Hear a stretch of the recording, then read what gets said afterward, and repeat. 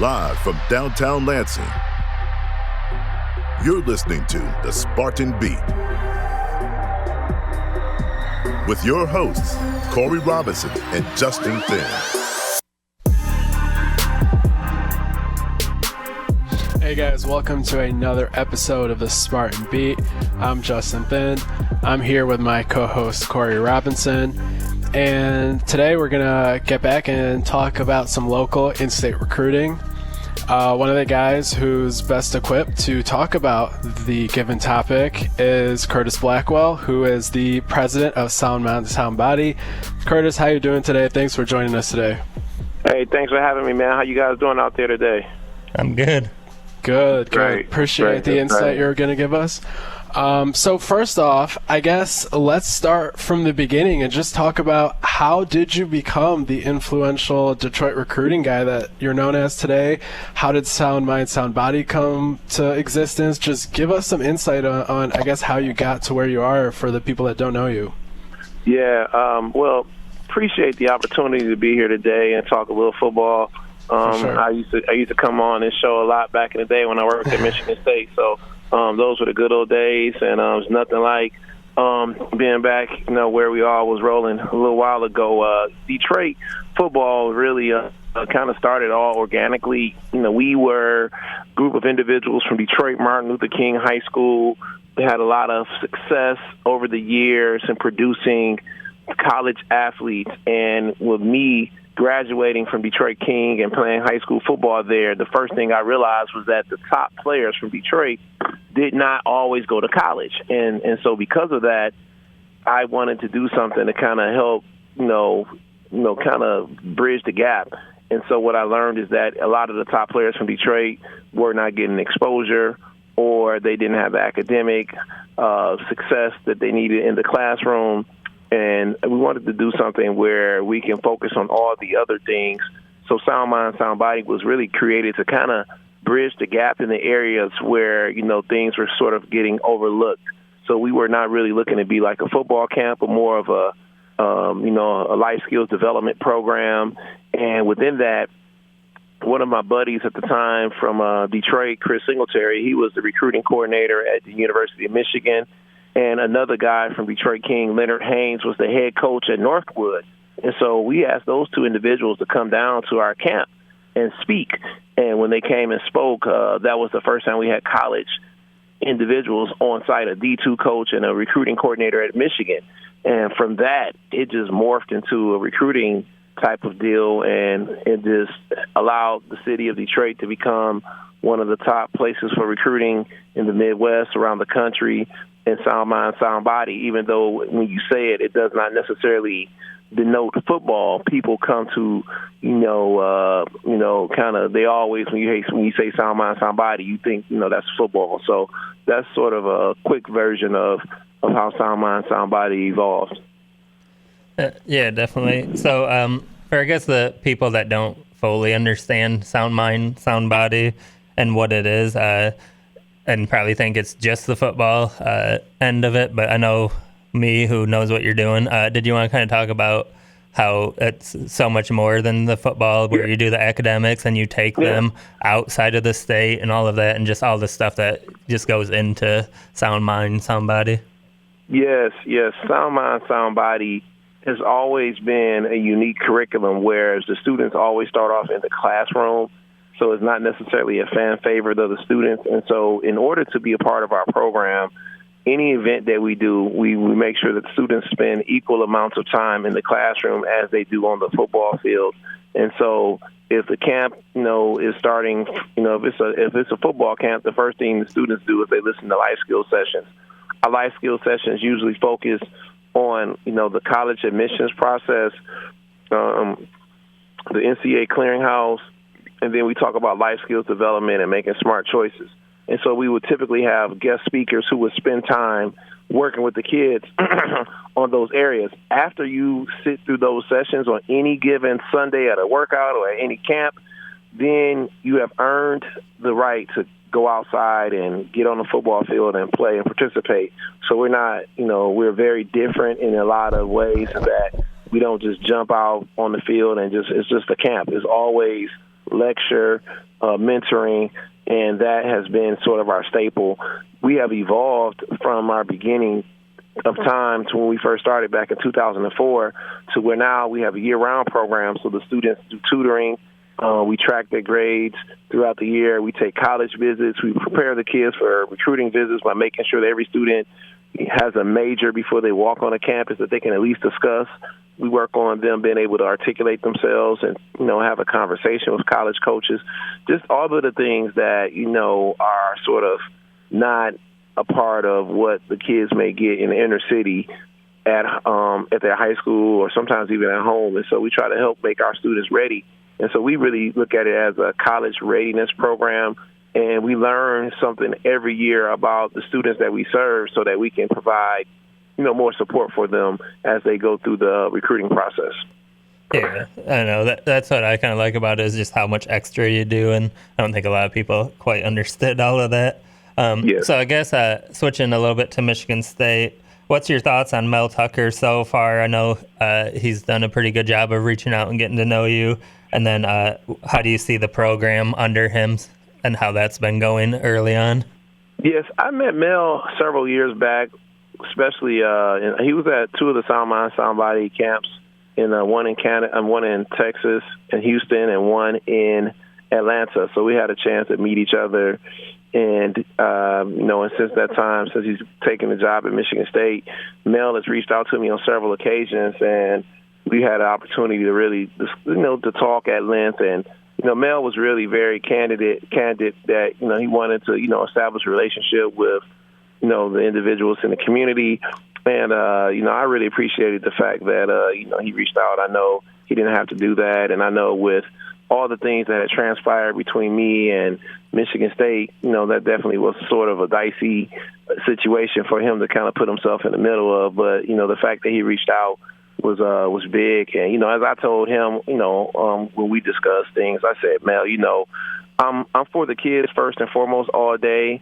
I'm not going to tell a kid to go to Wayne State or Eastern Michigan or, instead of going to Michigan State. And, I want what's best for the kids. And as long as you develop a relationship with the young men in our city and you show, you start to create a track record of developing young people, that will help speak for itself. But you'll never have to worry about me being an individual that's going to try to, skew students away from Michigan State because, our young people want to stay at home and go to school, and that's what's most, and that's what's best.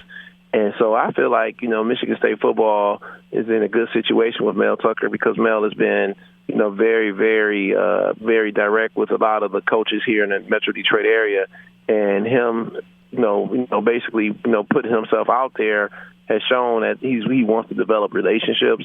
And so now he's just in that position where now he just got to really, bring it to fruition. He has to really create that track record of, fulfilling the things that he's saying. And that's only going to happen, over time. You can't, build a relationship with someone in 1 year or 1 month, and so it comes from year after year of delivering on the things that you talk about, and people start to see your product in terms of how the things that you speak actually come to life.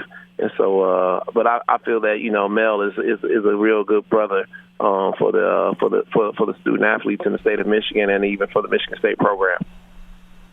Definitely. So even in addition to just you getting to know Mel and like the type of things he's done with the community, just I guess as a college football fan, like what do you see from the program? Like what did you see last season? What did you see this off season? Just like if you think about Michigan State football under Mel Tucker, what have you seen even just beyond his conversations with you?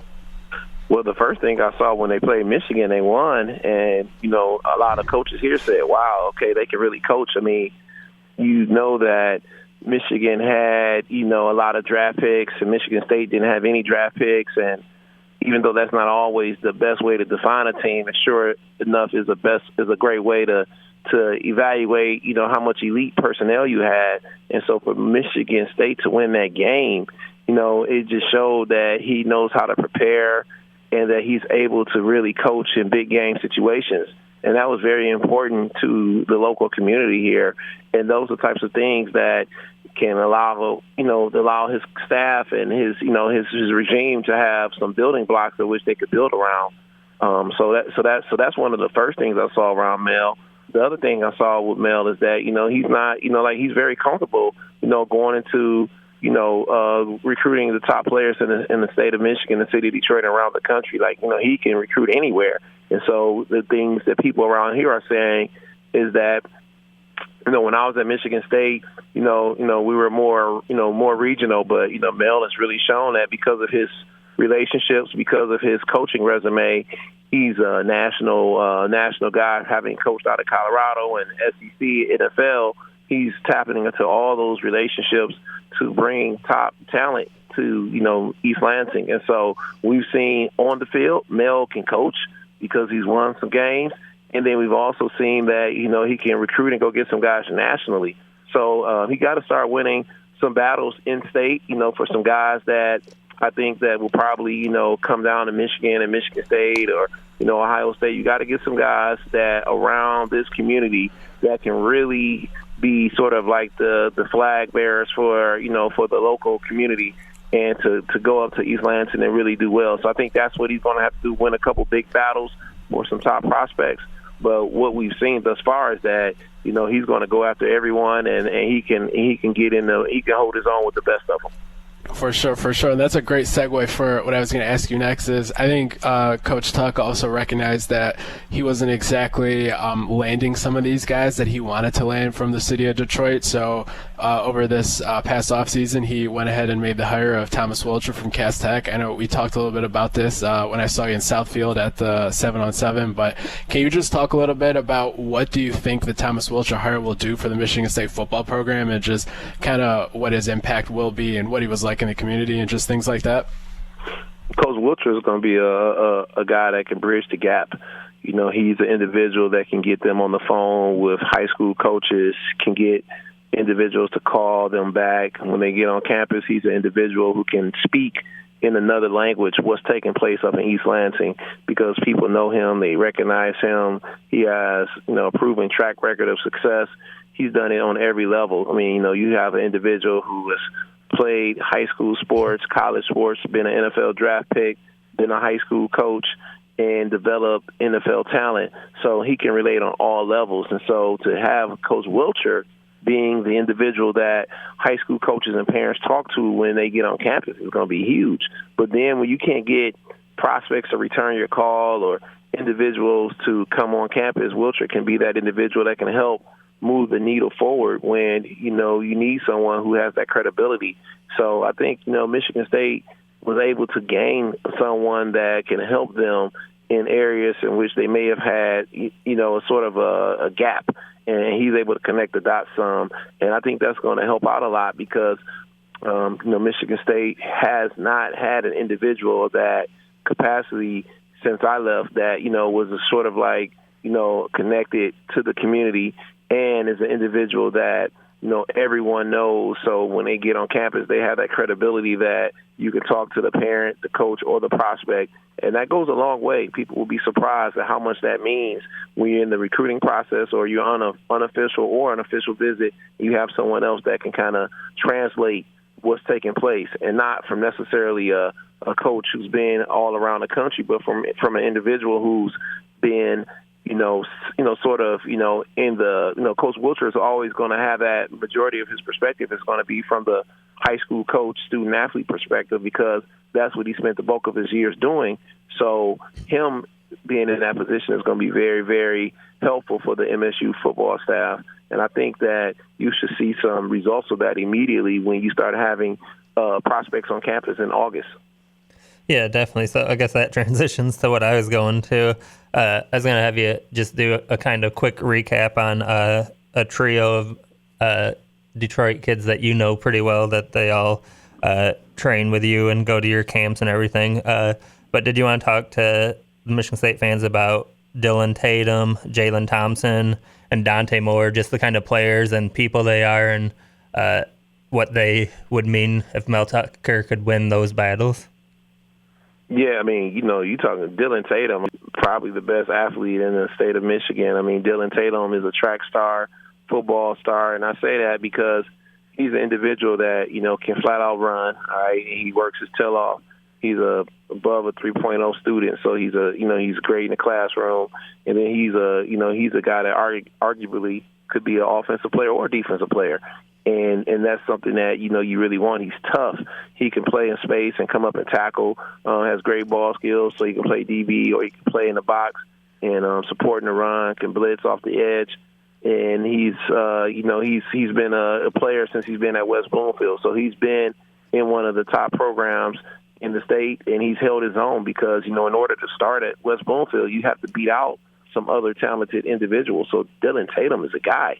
I mean, that's the type of individual that you want to win. Like you want to win that battle for Dylan Tatum because he's a prospect that's at a big time school in the state of Michigan as a defending state champ, but he's also an individual that has opportunities to play elsewhere. So if you can win that battle, boy, will you have an influencer on campus. And one of the things that I would do when I was on campus is that I would always let the kids, talk to each other. So when you get other prospects on campus, Dylan Tatum would be the individual that could kind of connect with all the players because everyone knows Dylan.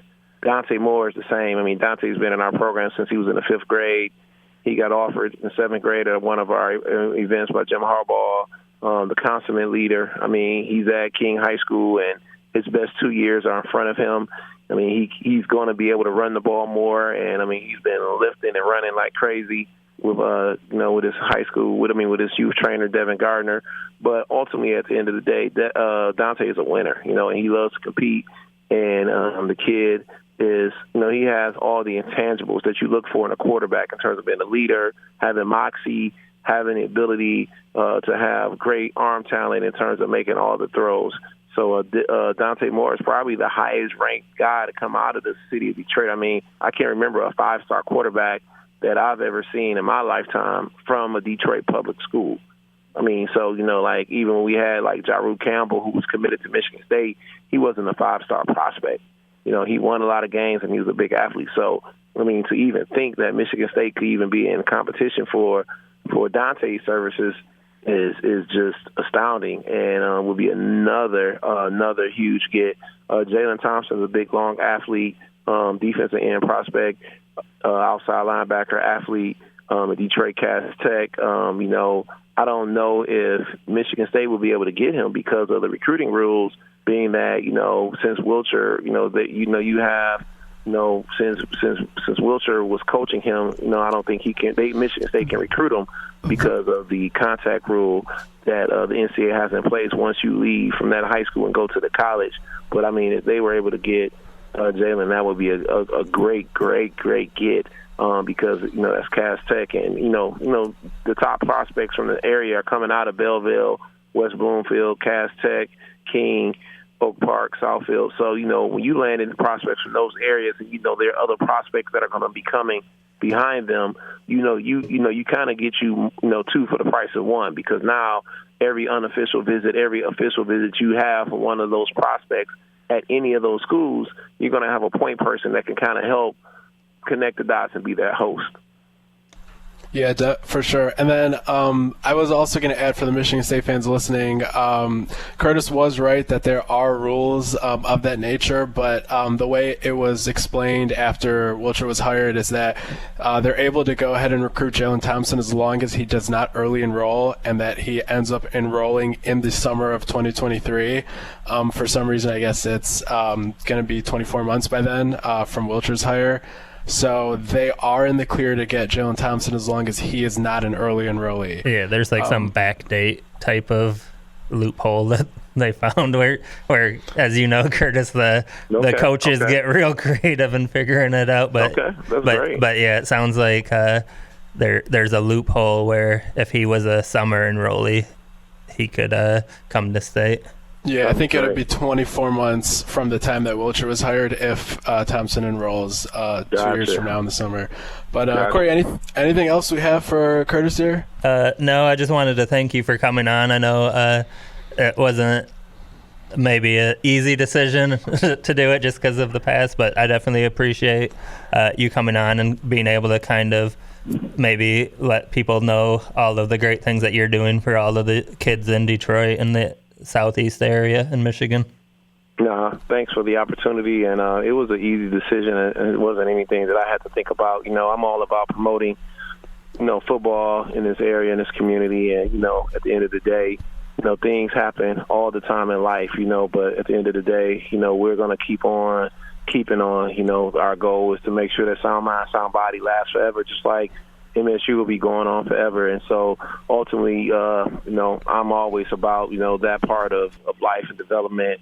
And so for me to be able to be on this call, I was just very thankful that you guys even considered me and, the kids that, you had me talk about and, our program. So I really appreciate it. And anytime you guys need anything, let me know. I'll be glad to accommodate, and I look forward to coming back and talking to you guys many more times in the future.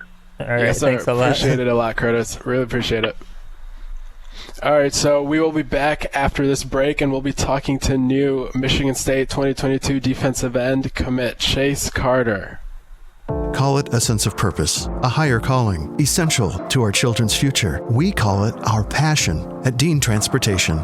We are a family, hardworking folks who for more than 60 years have connected children to learning, schools to our communities, and you to a better career, pioneering the best in health and safety standards because it's simply what we do, because safe student transportation has always been essential. Dean is now hiring community-focused individuals for immediate school bus driver, attendant, and mechanic positions for local schools throughout mid-Michigan. To learn more, visit jobs@dean.com/Lansing. Experienced applicants will receive up to a $750 sign-on bonus. For individuals with no prior experience, Dean will pay you to train. Positions may also allow you to start and stop work from local parking locations or your home throughout mid-Michigan. If you're looking to make the community a better place, we'll put you in the driver's seat. Join the Dean Transportation family today at jobs@dean.com/Lansing.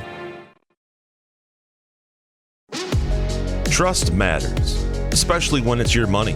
Mark and Jay at North Coast Wealth Management work hard to build a relationship of trust by providing thoughtful, objective guidance and placing your interests first. Invest with knowledgeable financial advisors who are on your side. Call today and tell them you're a friend of the show for a no-cost, no-obligation consultation. 248-626-2000 and ask for Mark or Jay. Securities and advisory services offered through LPL Financial, a registered investment advisor, member FINRA SIPC. Jack Ebling here with Forest Acres course manager Brian Harris. Brian, it's just about time for some new product. You've got them all here at Acres and terrific club fitting. Yeah, we've got some of the best club fitting in the state of Michigan. We utilize the TrackMan technology with all the major brands. So if you're looking for clubs for yourself or that special person in your life, then we're the place to go. Lots of different manufacturers. Lots of different ones from all the major brands, Titleist, Callaway, Ping, and more. So please come see us for your club fitting today. Stop out at Forest Acres. Take care of your golf game. NBC News Radio, I'm Brian Shook. There will be no Republicans serving on a panel investigating the Capitol attack. House Republican leader Kevin McCarthy blasted Speaker Nancy Pelosi for refusing to let two Republicans serve. Pelosi has created a sham process. Unless Speaker Pelosi reverses course, we will not participate. McCarthy said he was proven right all along that Pelosi would play politics with the committee charged with investigating the January 6th attack. Just before McCarthy spoke, Pelosi confirmed Representatives Jim Banks of Indiana and Jim Jordan of Ohio won't be allowed to serve on the panel. Infrastructure is stalled in the Senate. A procedural vote to move infrastructure forward failed to hit a 60-vote threshold. Majority Leader Chuck Schumer scheduled the vote to open debate on a framework for an infrastructure bill, but many Republicans said they want to wait for an actual bill to be presented. Cracks are starting to form in the ranks of Texas Democrats who fled the state in protest of proposed voting laws. The first of the 57 members has left Washington, D.C. and returned home. State Representative Philip Cortez says in a statement that he wants to establish open communication lines with the GOP. A Southwest Ohio man is facing federal charges accused of of plotting a mass shooting. Jack Crumley has more. The U.S. Attorney says 21-year-old Trace Genko of Hillsborough was planning to shoot women. He allegedly identified as an incel, a group angry at women for what they believe is the unjust denial of romantic attention. He allegedly wrote a manifesto saying that he wanted to slaughter women out of jealousy and allegedly conducted surveillance at an Ohio university in January of 2020. In March, the Highland County Sheriff searched his home, allegedly finding a gun with no serial number, another gun with a bump stock, multiple magazines, boxes of ammunition, and body armor. He's charged with attempting to commit a hate crime and illegally possessing a machine gun. You're listening to the latest from NBC News Radio. The Spartan Beat. If you don't compete, you're going to stick out like a sore thumb. Spotlight Radio Network. And we are back here for the second half of today's episode. Right now, Corey and I are joined by 2022 defensive end Chase Carter, who committed to Michigan State on Tuesday. Chase, how are you doing today? Thanks a lot for joining us. I'm doing good. How about you? Great. Finally, giving you a chance here to talk to the fans about your commitment now that you've been able to make it public. So right off the top, we're going to go ahead, and I know this is a question that a lot of the people that follow recruiting really enjoy because they don't get to go on official visits and kind of see what that's like. So can you just run through, Friday, Saturday, Sunday of your visit and just like what kind of events were planned, what you got to see, what you got to do, and just what that whole trip was like? Yeah, it was a real cool trip. From the moment we got off the plane, from the moment I got off the plane, Coach Burton and Coach Howell were waiting and came and picked me up from the airport. And from the moment they picked us up to the end, it was just full of energy and getting to tour the campus. And when we got there, they had us all wait in like the tunnel area. And then they opened the gate and onto the field, and all the coaches were lined up out there with Coach Tucker in the middle. And just the energy throughout the whole weekend and seeing everybody there and just seeing the faces of the coaches was a real big thing. And it was different than like a Zoom because you finally got to meet a lot of the people you only talked to over the phone for so long and stuff like that. And I would say just getting time to spend with the players is also huge too. Yeah, for sure. So for you, what made Michigan State the best fit for you? And was there like a specific moment that you knew like this is where I'm going to be? I would say from the moment that I finished my visit, I had a strong feeling about Michigan State. I felt like it was the right place, but I wanted to see out throughout my other visits and other schools. But I kind of knew that there was a place for me in terms of just fit and stuff like that. And then I think I kind of realized that actually when I took my visit to Iowa State, and their whole thing was about how they had built something up in a culture and what they had did from going from bad to worse. And it kind of made me think of Michigan State when they were saying that in terms of being a part of a change. And that's something that really stuck out to me is because I want to be one of the main factors to why Michigan State's at the top again and playing in the playoffs.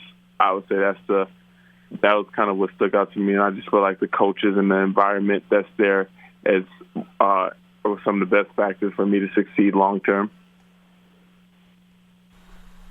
Yeah, that's great stuff. I know, after you committed to Michigan State, after you visited Michigan State, a lot of fans were getting excited because I know when we put out that article of your quotes from your visit, you seemed like you really liked it. And for the entire duration of the last few months of your recruitment, you were one of the top targets on defense, the top defensive end target. So Michigan State fans were really excited to hear about your thoughts on the visit, and we definitely appreciated all the quotes you gave us. So going ahead and talking about, I know you said the coach's energy on the visit was great. So what was Coach Burton's reaction when you called him yesterday morning and told him that you were committing to Michigan State? So it was funny because yesterday I had to wake up early, so I had to wake up like 8 o'clock because my mom wanted to when I called them. And so I FaceTimed, and when I opened the FaceTime, I had the FaceTime face on the ground. And I just seen Coach Burton and Coach Howell, Coach Vang, and Coach Hazleton all in the back in the FaceTime. looking like somebody, like they was nervous or something. And then when I flipped the camera at Michigan State on, they all started cheering in the room. So it was cool. They were all super happy. That's awesome. Yeah, that's a good part. Even though you couldn't be in person, with the FaceTime, at least being able to see them and get their reactions. So then I guess switching to Coach Tucker, you've gotten to know him through the recruiting process, and then obviously you spent some time with him on your official visit. What's it going to be like for you to play for Mel Tucker, and then how would you kind of describe him as a man? I think it's gonna be good. I talked to him a little on the phone yesterday. FaceTime. He FaceTimed me, so I talked to Coach Tucker yesterday over FaceTime, and I would say it's just the challenge. I think he sees a lot in me as a player. He's the one who actually told Coach Burton to go off of me because he watched my film first. And I'd say just the challenge that I feel like he's going to give me in terms of the experience that he has, and he's seen some of the best players at my position all over the league and all over in college and through high school. And the fact that he's seen something in me makes me believe that it just makes me want to work harder. So I just think having him as a coach is only going to help me get better, and someone who's going to push me and wants to see me be better. Yeah. So what's his?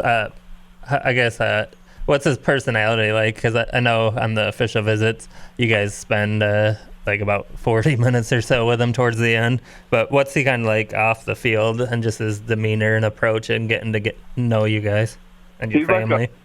It's weird. He's like a cool, laid-back guy, like in terms of how he talks and stuff like that. But talking to the players, or like when he gets in between those lines, he has a lot of fire, and I like that he puts a lot of emotion into it. But off the field, talking to him, and when I had my meeting with him and on the phone and stuff like that, he's a cool, laid-back guy who he seems like he's happy where he's at. I think that was one of the biggest reasons why I committed to, knowing that he's been in the NFL for 10-plus years. He's coached at Ohio State, Alabama, and the fact that he came back here lets me know that he's not leaving anytime soon. So that was one of the biggest factors for me, too. For sure. And then on your official visit, it was a lot of guys there. That was one of the bigger official visit weekends where they wanted to kind of have a lot of positive energy and just a lot of guys excited about Michigan State. So who are some of the guys on that visit that you kind of got close with? And I guess talk about your recruiting efforts with them. I know there was a tweet that went out recently, so just go ahead and talk a little bit about that angle. Yeah, I got a chance to be around a lot of the guys. I definitely said during the visit, I was around Alex. I was around Alex a lot in terms of being with Coach Burton and stuff and talking to them. So obviously, I'm gonna try my hardest to get him to come to Michigan State. And then I was around. We ended up splitting up defense and offense when we were going on our tours and stuff. So I was around Shannon Blair and Jalen Lewis too. So being around them, and Kevin Winston. So I was around them. So they were all cool. And I would say just getting to know a lot of the guys and seeing why people pick their schools, because even the guys who don't pick Michigan State or guys who don't pick certain schools, still getting to meet them and talk to them, like Nico's been a cool dude, and just seeing the reason as why people pick certain schools, stuff like that. I think that's been a positive for me. Then another guy that's already there that you've known well before he even got to Michigan State, Terry Lockett. What was his reaction when you told him that you were going to be a Spartan along with him? He was happy. I called him yesterday. He was in the locker room with JoJo and Foster, and they was all happy. They was like, when you come back down here, they were all happy. I kind of connected with a lot of those guys really good when I was down there hanging out with them. It didn't seem like I was a stranger when I was out with them. It seemed like I was already on the team. So I liked that a lot.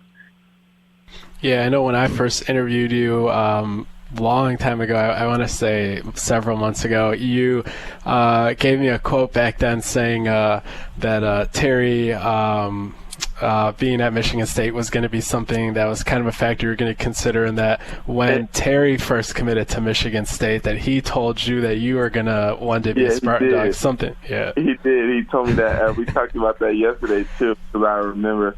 the day he committed. I was there. We were in school, and he committed. And I told him I was like, I would never go to Michigan State. And he was like, all right, now they offer you. You ain't gonna be saying that. And then he told me that. I remember that yesterday. He was like, now look where you're at, right with me. And I was like, that's funny. But Terry being there has definitely been a positive, I'd say, because it's someone who's inside, and he's one of the guys where he's in a situation where he could have easily transferred, having a new coach and committed when he was committed, and then getting a whole new coach staff like that. He could have easily transferred, but he stuck it out, and he seems like he really likes it. And talking to him, he likes everything that's going on and building a relationship with those guys and stuff like that. So I definitely, that was definitely a factor for me, seeing that he truly likes it there. For sure, and I hope fans kind of recognize exactly what you were just saying about how Terry wasn't he didn't commit to Mel Tucker. He committed to Mark D'Antoni when he was there, and yet at the same time he stayed. And not only did he stay, he was recruiting you to the program. So fans should kind of recognize that that's really how much a lot of these guys like Mel Tucker is. That's not the guy they committed to, and yet that's the guy they're recruiting so hard for and telling their guys from back home to come join the squad. So that's a little insight into what Mel Tucker kind of has in terms of a belief system around these guys. But speaking on this angle of connections, tell us a little bit about Tre Holloman, what people should know about him. I know he's one of the top targets for Tom Izzo in 2022. I know you guys are close, so just talk about your relationship and just what he's kind of like, and maybe even what his thought process is about his recruitment. That's my brother. We've been practically brothers since we were 5, probably since the day we were born. Our parents went to college together. His mom and my dad, they both went to the University of Minnesota, so they've been friends. And I played basketball with Trey since I was little, and we've always been close. He comes over on Christmas and Thanksgiving and stuff, so he's probably one of the closest things I call to a brother that's not blood. And just talking to him throughout his process and stuff, because he plays basketball, I definitely think he really likes Michigan State. I think that in a sense, he's trying to figure things out for himself, same way I did. And you go through different stuff during these phases, trying to find a school that really fits you. There were a lot of factors that went into my decision with Michigan State that just a lot of the fans and stuff people don't get to see, because there's a lot of stuff that goes on inside in programs that people don't see. And I think for him, him finishing out this summer and then really sitting down, hopefully he picks Michigan State, because I'd love to go to school with him. That would be real cool. I think Michigan State fans should rally it up for him and keep pushing for him. So I know that we can get him to go there. I want to see him there, and I think a lot of people do too. And he's definitely on the court. He's definitely a leader, and I think in terms of basketball player, he reminds me a lot of Cassius Winston, and I know how much Michigan State fans loved him, and I think he could be that for Michigan State. I think he has potential to be really good and be a really good player for Michigan State. I think if he lands there, I think that you guys got a special one. All right, yeah, definitely. And I like his toughness, being a football player too, like yourself. And I know that's something that's big for Izzo. He likes his point guards and just his players tough, where Mateen Cleaves, I don't know if you remember him. He's a little bit older for you, but he was a football player and point guard and just a real tough guy too. I kind of draw those comparisons just with the toughness and leadership with him. No, yeah. His leaders. I think that's his two strongest suits of his game is his leadership and his toughness. I'd say you could put Trey on any team, he's going to believe in his team no matter what. It doesn't matter if he's never going to admit to defeat. He's never going to back down from anybody. He's going to play his hardest, and he's going to get his teammates involved, and he gonna make you believe that you can win, even if you don't believe that. So I definitely think, in terms of Michigan State point guards, he fits the mold of that. That's great stuff. Corey, I don't know if you know, but even I was only 2 years old when Mateen Cleaves played at Michigan State, so Chase was not around when that was happening. I was slightly older during that time frame. So that's my heyday. Yeah. So back to you, Chase. So I guess just what kind of goals do you have at Michigan, or before you even arrive at Michigan State, I guess, like what are your plans these next few months? What are you trying to work on? What's your vision like in your time leading up to Michigan State, and just kind of like how you see yourself fitting in once you get there? So right now I have one more AU tournament. I told my parents I would finish that out strong, so I'm going to finish out this weekend. And then after that, it's going to be a bulking process for me in terms of trying to gain 10, 15 pounds and just lifting and working out and then playing football and then finish out the season strong and then probably graduate. And I'll be graduating early and enroll in second semester there to get some extra time with Coach Burton and with the strength coaches and stuff like that, just to get some extra time there and fill out everything. They think everybody thinks it would be the best thing for me. So that's what my next 4 or 5, whatever, how long I have until I go, that's what it's going to look like. Yeah, that's what I was going to ask you. I was wondering if you were going to enroll early or if basketball was going to be a thing this winter or not. So how was it? Because, I mean, you're a guy that has Division I basketball offers. How was it coming to that conclusion where you're like, all right, this is it for basketball outside of, playing with friends and maybe some IM and stuff like that? I think for me, it was just having talked to my dad and my family and stuff and just picking, and I think I just chose the sport that I feel like is going to take me the furthest in life. That's not to say that I don't love basketball, because I still love basketball. I like watching basketball a lot, but I think football is the sport that's going to take me the furthest in my career and where I want to go. So I think that's how I came to the conclusion. I'm obviously still going to have love for basketball, but I think that this is the best decision for me and that I can definitely spend my time in other places. I could play intramural or anything like that if I wanted to play basketball, but I think I'm going to take a break for a little bit. Maybe by the time I'm a junior, sophomore, maybe I'll get back into playing like intramural. Yeah, definitely.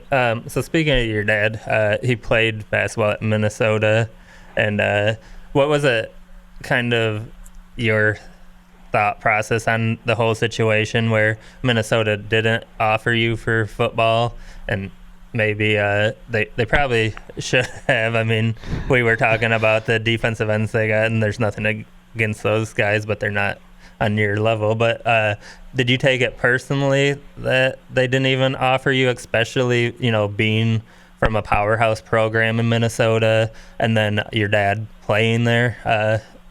Was that something that bugged you? It definitely did, especially at first. All the time, I said, just wonder why what I got to do to get this offer. And it wasn't even like they were my dream school or anything. I just felt like I had did enough to deserve it, and I thought that I did enough to deserve it. But then I like talking to my dad and stuff like that, and he's like always, the one thing he's always told me is go where you're wanted, not where you want. And at the end of the day, it came to a point where it's like, if I want the school, even if they did offer me at this point, I'm their backup or their third option. I'm like, and if they don't see that in me, but Michigan State does, then I'm going to pick the school that wants more. And I told my dad, I said, I guess we'll see who's last and last in 3 to 4 years and who was really the right prospect they chose and who they think is going to be the best, because I'm always going to bet on myself. So we'll see what happens with that. Yeah, I don't think anybody would blame you if you have a dartboard in your dorm with a Minnesota logo on it, just every morning throwing things through it.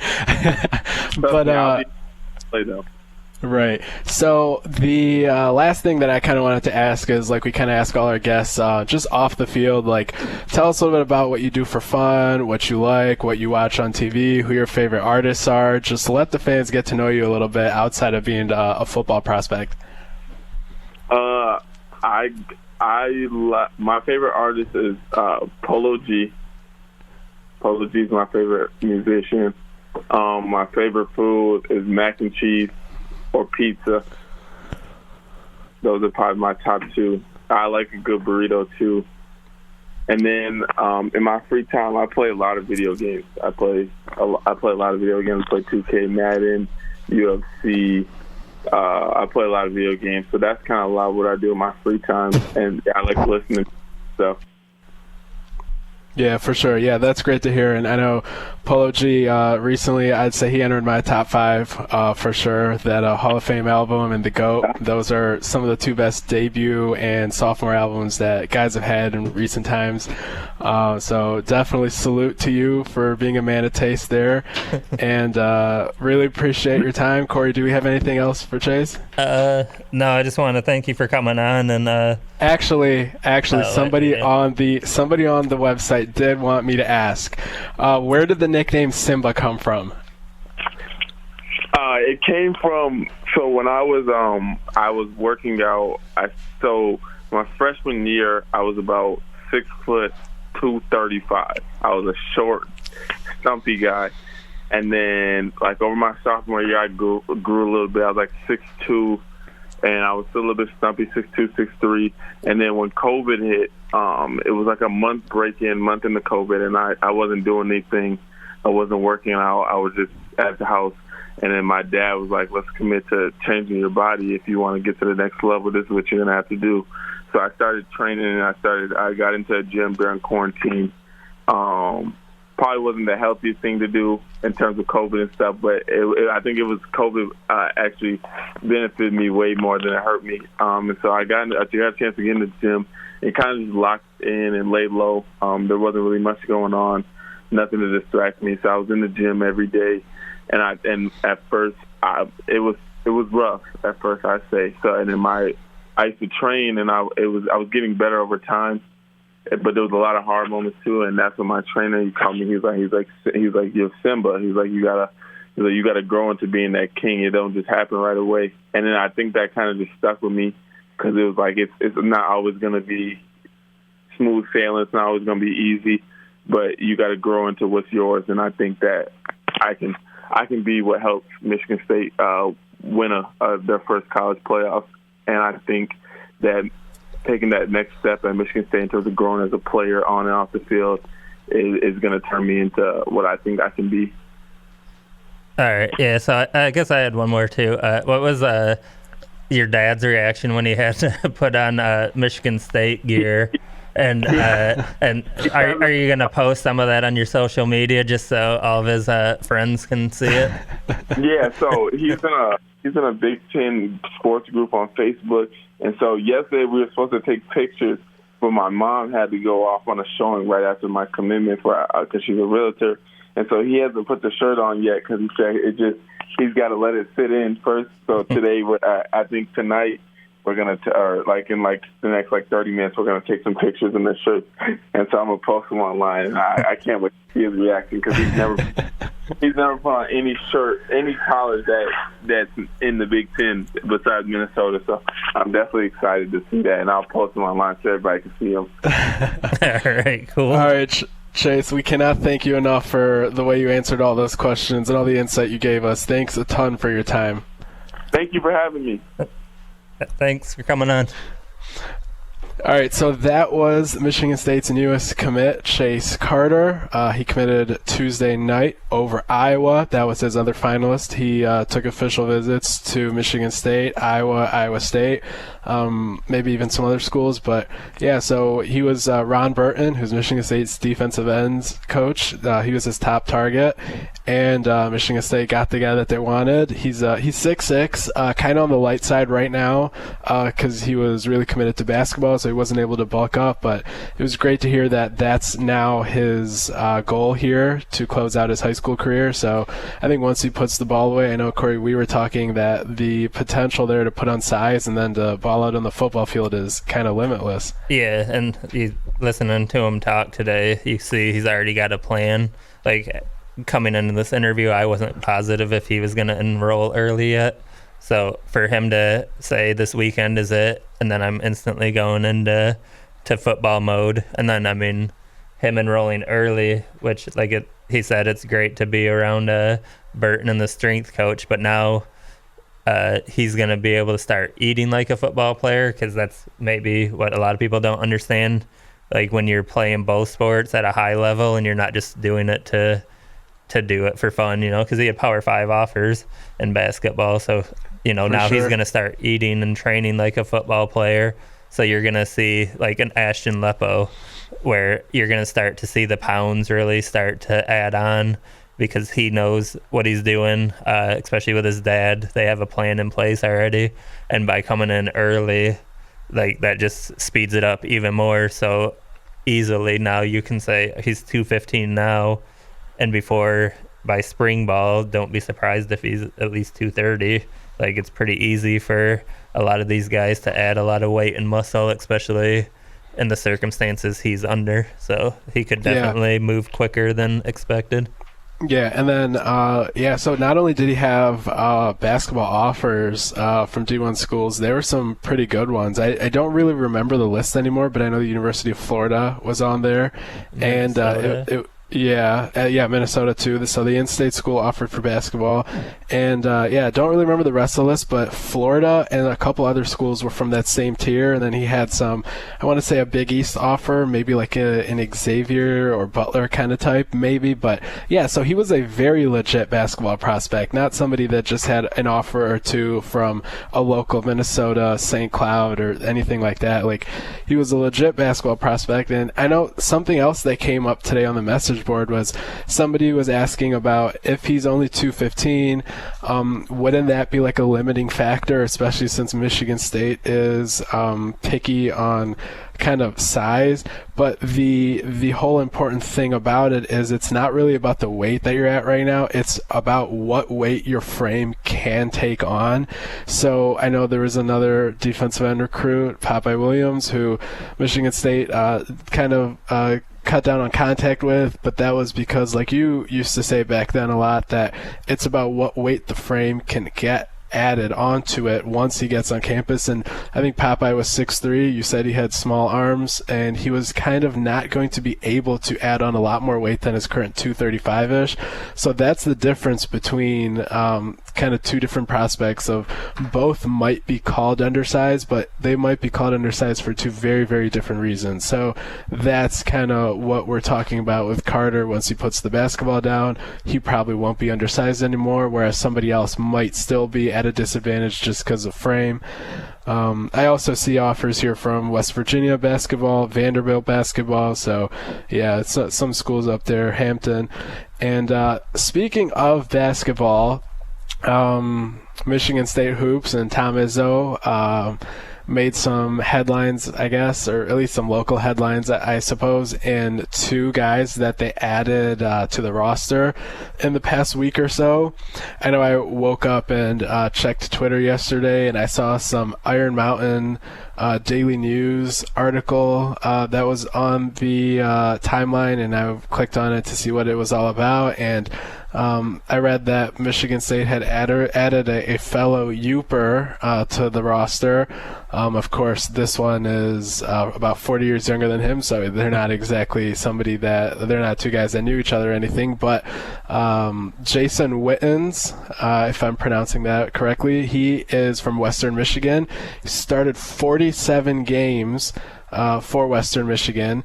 And the other guy, so this was, so Wittens' addition, I just got confirmed. That one was not something that I found out about. But then I was told about another addition, and that was Ferris State's Michael Peterson.